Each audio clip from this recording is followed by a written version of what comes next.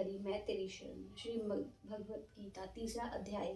कर्म बिना संसार में रह सकता नहीं कोई, मैं भी करता कर्म हूँ देख सखा तुम मोए। श्रु सृष्टि में यज्ञ की आज्ञा दी करतार, यज्ञ कर्म का रूप है नहीं इस बिन निस्तार। यज्ञ रूप है ब्रह्म का यह जानत दीमान, जो न त्यागे कर्म को सो मूर्ख नादान। जी में कुछ करता कर्म है ना करना तिन कर्म, इस कारण करना भला बेजर जाना मरम। जय प्रभु। तीसरा अध्याय परमपते कर्म योग।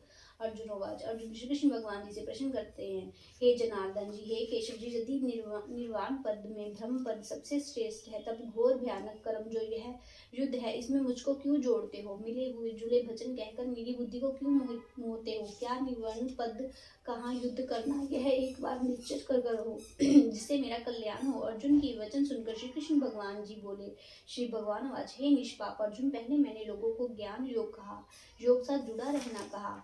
अब ये कहा है कर्म योगियों का कर्म योग कहा है। हे अर्जुन, जो कोई सर्व कर्म करके त्याग कर बैठे कुछ आरंभ न करे, कहे कि मैं निष्कर्मी हूँ, सन्यासी हूँ, सो कुछ भूल कर कहता है। ना वह सन्यासी है न निष्कर्मी है। जो कोई देहधारी है सो एक क्षण भी निष्कर्मी नहीं। माता के गर्भ से आने से लेकर मरने के पर्यंत सदा कर्म करता रहता है, निष्कर्मी कभी नहीं होता। दोहा। कर्म किए बिना निमिष भर रह ना प्राणी कोय, प्रकृति मूल अवश्य गुण, कर्म करावे सोए। यह माया की रची हुई देह है, सो इसके वश में नहीं, माया के वश है। अर्जुन, ऐसे योगी बैरागी जो है उनकी बात सुन। कैसा है जो बाहर की इंद्रियों से संयम कर रोकते हैं और चौकड़ा मारकर बैठते हैं और मन में इंद्रियों के भोगों को की चितवना करते हैं कि होवे तो खावे और पहरे। सो ऐसे योगेश्वर पखंडी होते हैं, और जो ऐसे हैं सो तिनके भले हैं। कैसे जो बाहर की इंद्रियों से काम करे हैं और मन का निश्चल चेता मेरे में रखते हैं, वह श्रेष्ठ है। अर्जुन, तू क्षत्रिय है, तुझे युद्ध करना तेरा धर्म है। इंद्रियों से युद्ध कर और अपने मन का निश्चल चेता मेरे में रख। अर्जुन, कर्म किए बिना देह भी नहीं रह सकती, और क्या कहिए। श्लोक। जगन्नाथ निमित्त कर्म से नहीं कर्म निर्बंधन, लोक कर्मी में हट संदेह, जन्म जन्म वह भोगते। हे अर्जुन, यह रूप जो भगवान का है सो मैं हूँ, और जो मेरे से अलग कर्म करे सो बंधन में पड़ते हैं। इस कारण से हे कुंती नंदन अर्जुन, मेरी आज्ञा मान, तू कर्म कर और फल कुछ न बांच। अब ये आज्ञा मार्ग से जगत पुरुष भगवान को जो जन पूजन करते हैं सो सुन। हे अर्जुन, जब ब्रह्मा जी ने इस संसार को उत्पन्न किया तो सर्वज्ञ करने की रचना बनाई और यज्ञों की सामग्री भी उपजाई। और ब्रह्मा जी ने मनुष्यों को यह आज्ञा करी कि ये मनुष्य इस यज्ञों की सामग्री और से महापुरुष भगवानों को पूजो, और साथ ही भगवान के अंग हैं सब देवता, तिनको भी तुम पूजो। और जो कुछ तुम वांछोगे सो देवता तुमको मन वंचित फल देंगे। सो मनुष्य देवताओं को पूजने लगे, और मनुष्यों का कल्याण देवता से है। श्लोक। जो भजन करे प्राणी लाए पूजा देवता, तो तू ते मुक्त सकल पापी ही। एक बच कर्म यह है, अन्य भोय पूजा करही भोजन, ते मनुष्य पाप करे।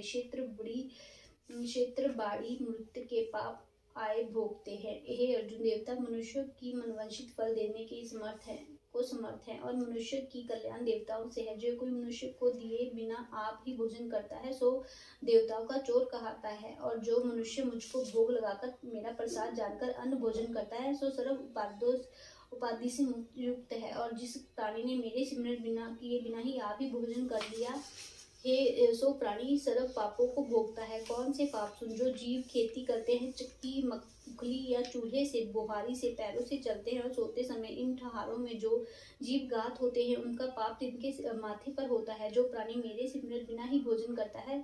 अब हे अर्जुन, परमेश्वर के पूजन से संसार का जो कल्याण होता है सो सब श्रीधारी जो भूत प्राणी है, तिनकी उत्पत्ति अन्न से है। प्रथम यह पुरुष अन्न खाते हैं, उससे वीर होता है। जो पुरुष स्त्रियां अन्न खाती हैं, उससे रक्त उपजय है। उस रक्त और वीर्य के संग से देह की उत्पत्ति होती है। इस प्रकार अन्न से देह की उत्पत्ति और अन्न की उत्पत्ति मेघ से होती है। मेघ यज्ञ करने से उत्पन्न होता है, और यज्ञ करने की विधि वेदों से जानी जाती है। वेद पारब्रह्म विष्णु से उपजे हैं। इस कारण से सर्वव्यापक जो ब्रह्म है सो नित्य ही यज्ञ करके पूजन योग्य है, जिसकी पूजन किए से संसार का कल्याण होता है। जो ऐसे कल्याण रूप पारब्रह्म को नहीं जानते और अपनी इंद्रियों के लिए रसोई करते हैं, तिनकी जीवन निष्फल है। अब जिनकी आत्मा प्रीति साथ लगी है, जो आत्मा लोभी है और जो आत्मा के लोभ को पाकर तृप्त अधे रहे हैं, जो आत्मा लाभ कर संतुष्ट भी हैं, तिनकी कोई कर्म करना नहीं चाहिए। उनको किसी भले कर्म किए का फल नहीं, ना किसी से कुछ पाप और ना किए से कुछ पाप भी नहीं, किए से कुछ पुण्य भी नहीं। जो प्राणी आत्मा के लोभी हैं, तिसकी संसार के मनुष्यों के साथ कुछ प्रयोजन नहीं। अब अर्जुन फिर कर्म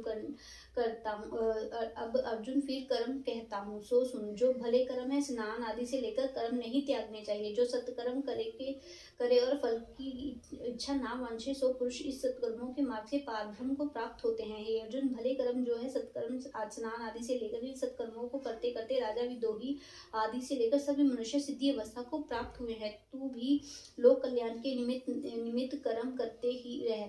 जो कर्म श्रेष्ठ मनुष्य करते हैं, तिनको देखकर वही कर्म और भी करते हैं। इस कारण से महानुभाव विदेह अवस्था को भय है। तू भी सत्कर्म नहीं त्यागेगा, क्योंकि और लोगों की सिद्धि अवस्था नहीं प्राप्त हुई। युद्ध यदि सत्कर्मों का त्याग करेगा, तब लोगों के सब कर्म भ्रष्ट हो जाएंगे। पशु पक्षी जून की भांति मनुष्य होंगे। इस कारण से महानुभाव कर्म करते हैं। हे अर्जुन, मुझको देख, जो मुझको त्रिलोकी में किसी कर्म करने का प्रयोजन नहीं। जो कुछ मैं सत्कर्म करूंगा तो मुझको उसका कोई पुण्य नहीं होगा, अन्न किए से कुछ पाप भी ना होगा।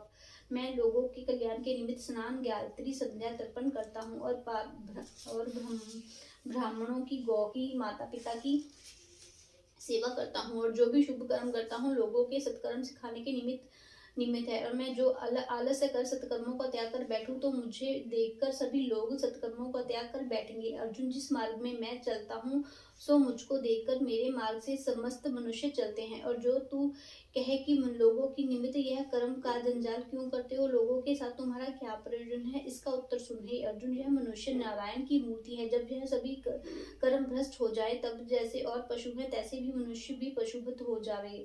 तो अपनी प्रजा की हानि होने से मैं अपनी भी हानि होगी। इस निमित्त अपनी प्रजा के कल्याण के निमित्त सत्कर्म करता हूँ, प्रयोजन मुझको कुछ नहीं। इस कारण से हे अर्जुन, जो कोई विवेकी पुरुष को वह चाहे सिद्धि अवस्था को प्राप्त हो जाए, तो भी चाहिए कि लोगों के कल्याण के निमित्त सत्कर्मों का त्याग ना करे और अपनी बुद्धि से सिद्धि अवस्था को प्राप्त होवे और संसारी लोगों को भेद ना देवे। लोगों को यह भी ना कहे कि सत्कर्म के करने से कुछ लाभ होगा। सत्कर्म की निंदा ना करे, क्योंकि सब लोगों को सिद्धि की अवस्था को प्राप्त नहीं हुए, और सत्कर्मों का त्याग कर देवेगा तो कर्म भ्रष्ट हो जाएगा। इससे जो प्राणी सिद्धि अवस्था को प्राप्त हुए हैं, वह पुरुष और संसारी लोगों के सत्कर्मों से भ्रष्ट ना करे। यह मेरी आज्ञा है। सिद्धि को भी सत्कर्म करने चाहिए। अब अर्जुन और सुन, जिन पुरुषों के भले कर्म होते हैं, तो यह देह, इंद्रियों और मन माया प्रकृति से उत्पन्न हुई है। जैसे जैसे इनके स्वभाव है, तैसे तैसे कार्य इनसे होते हैं। आत्मा साक्षी भूत है और अकर्ती है, गुणों में बढ़ते हैं। इतना समझकर हे अर्जुन, न्यारे का न्यारा रह। अब अर्जुन और सुन। श्लोक। भाव अभावी कर्म राखे, हरि प्रभु चित्त उषा शीत व्यापे नाही। कारण करते कीर्त, आत्मा है सर्वत्र में घट घट भोगे आप। सब में अधिकारी प्रभु, तिसी को तू जाप। मन राखो चरणारविंद, त्यागो आशरीत। और अचिंत्य पेखु दरस, निवारसन प्रभु कीत। चरण कमल मन में बसे, इच्छा त्रिहु न कोय। चिंता ममता त्याग कर, बुद्धि सफलियो होए। यह मार्ग तुझको कहूँ, सुनियो तू चित लाए। प्रीत भाव कर मोहि जपे, दुख पाप सब जाए। जो यह कथा माने नहीं, निंदा दुनिया जान। हे अज्ञानी अनुमद, बांधे कीर्त कमान। हे अर्जुन, तू अपनी ही सर्व कर्म मुझको अर्पण कर, और जितने जेधारी आत्मा है उन सबका ठाकुर प्रभु मैं हूँ। इस कारण से मेरा नाम अध्यत्त अर्थात सब आत्माओं का ठाकुर अधिकारी है। जो ऐसे ईश्वर हैं ऐसे ईश्वर जो मैं हूँ, सो तुम मन का निश्चल चेता मेरे में रखो और निराश ना हो। आशा किस फल की ना कर, और चिंता ममता का त्याग कर युद्ध कर। यह मार्ग तू जो मैंने तुझको कहा है, सो मेरे मार्ग को श्रद्धा संयुक्त मन में रखकर अपनी मुझको निश्चय निसंशय ही मिलेगा। और जो प्राणी इस मेरे मार्ग को मानते नहीं और निंदा करते हैं, सो कैसे हैं? सबसे अज्ञानी, अंधमत, मूर्ख हैं। अब अर्जुन और सुन, जैसी प्रकृति को जीव माया ने उत्पन्न किया है, वैसे ही तिससे कर्म होते हैं। सब भूत प्राणियों में इसके स्वभाव के बस है, अब उनके बस नहीं। इस बात को समझकर ना किसी का भला कहिए ना बुरा कहिए, और भले कोई भला करे तो बुरा, कोई भला करे कोई बुरा करे, सबका साक्षी भूत होकर संसार का कौतक देख सदा आत्मा पद में लीन रहो। अब अर्जुन और सुन, यह है असाध रूप जो इंद्रियां हैं, सो तू इनको भोगे की और मत जा। यह हर्ष शोक को देती हैं, और जैसे बाट मारने हारा चोर होता है, तैसे ही इस मेरे मार्ग के मारने हारे यह इंद्रियां चोर है। तू इन्हें भोगों की और मत जा। जो श्री कृष्ण भगवान के वचन सुनकर अर्जुन बोला। अर्जुनवाच, हे यादवों के पति श्री कृष्ण भगवान जी, इस बात को सभी मनुष्य जानते हैं कि पाप किए से दुख मिलता है। प्रभु जी, पाप कर्म इन मनुष्यों से बलकर कौन करवाता है? सो मुझको कृपा कर कहो। श्री भगवान वाच, हे अर्जुन, काम और क्रोध के रजोगुणों से उत्पत्ति होती है। क्रोध की रजोगुण से उत्पत्ति होती है। इसका हार भी बहुत है।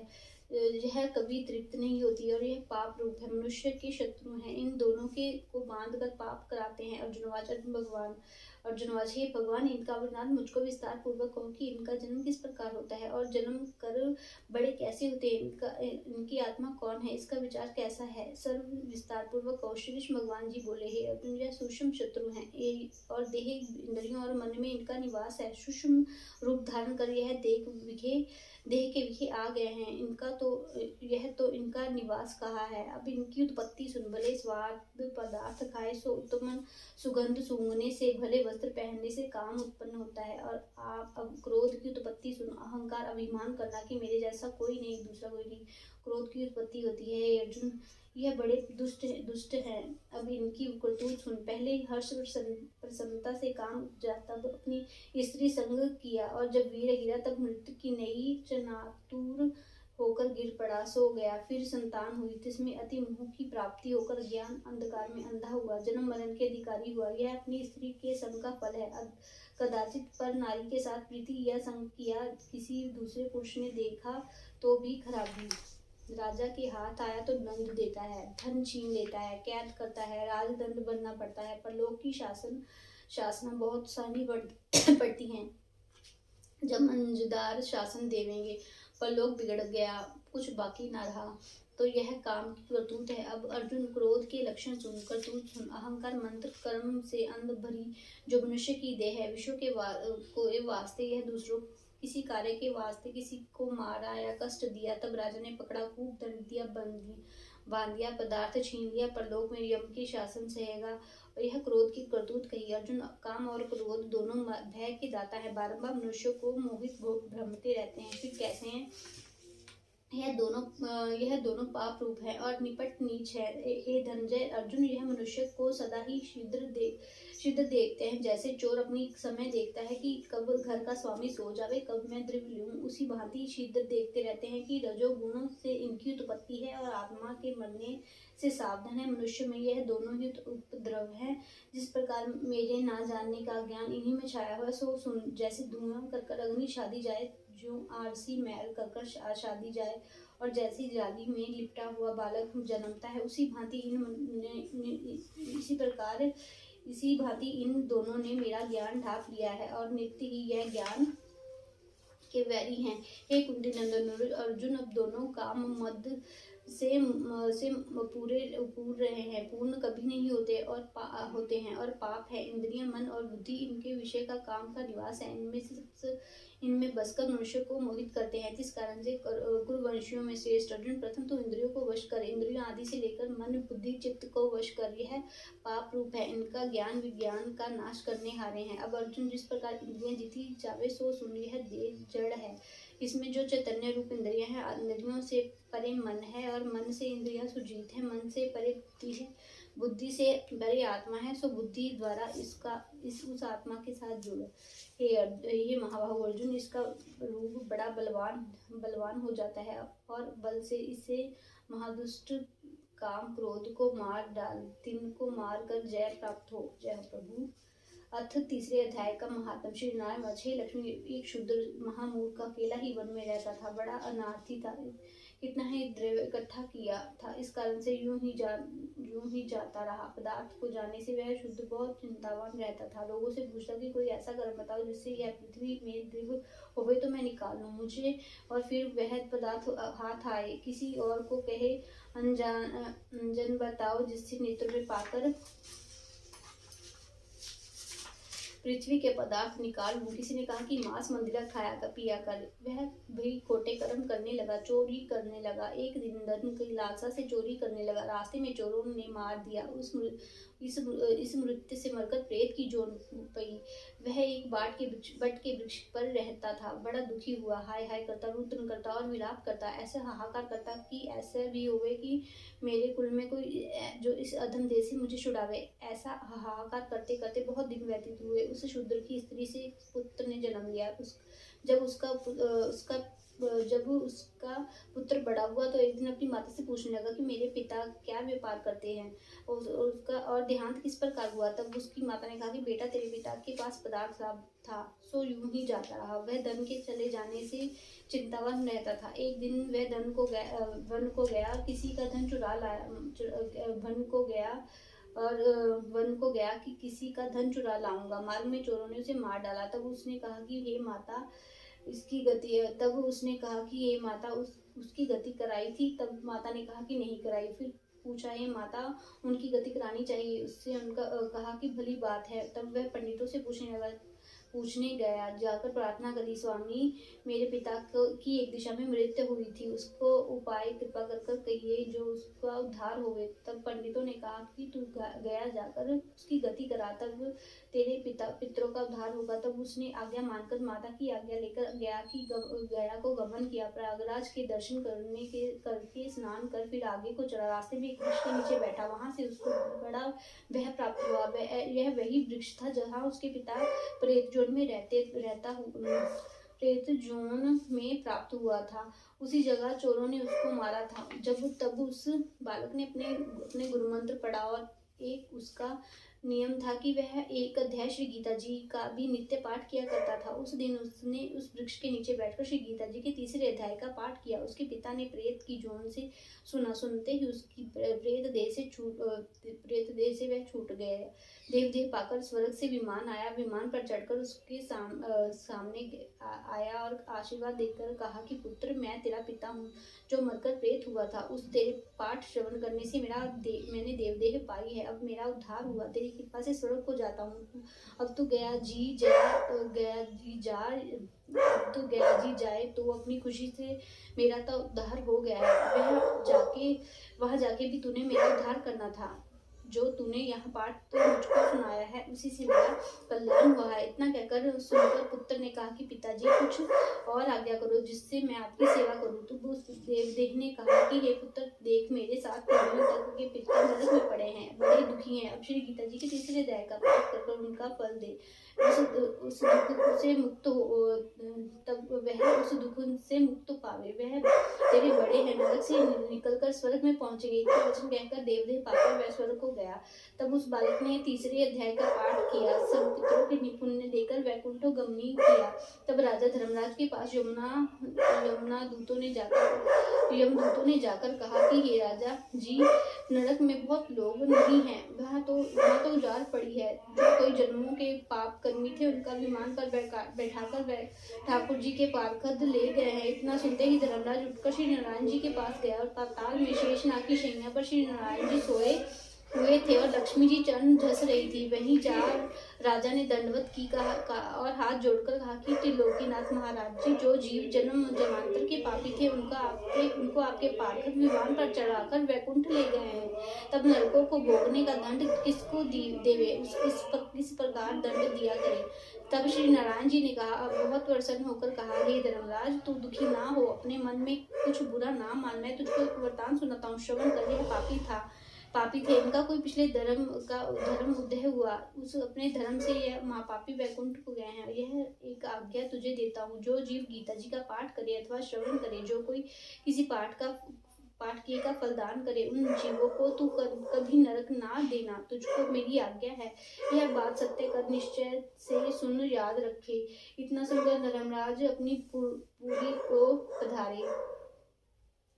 आकर अपने दूतों को बुलाकर कहा, यमदूतों, जो प्राणी श्री गीता जी का पाठ करे या पाठ किए का किसी को पुण्य देवे, तिस प्राणी को तुम कभी नरक में ना डालना। श्री गीता जी के पाठ अथवा श्रवण किए से पापी जीव वैकुंठ को प्राप्त होते हैं। जो श्री गीता जी के पाठ किया करे, श्रवण करे, तिसको का फल कहाँ तक कहने में नहीं आ सकता। श्री नारायण जी ने कहा कि लक्ष्मी, यह तीसरे अध्याय का मातम मैंने तेरे को कहा और तूने सुना। जय प्रभु। हे गोविंद, हे हरि, मैं तेरी शरण। हे गोविंद, हे हरि, मैं तेरी शरण।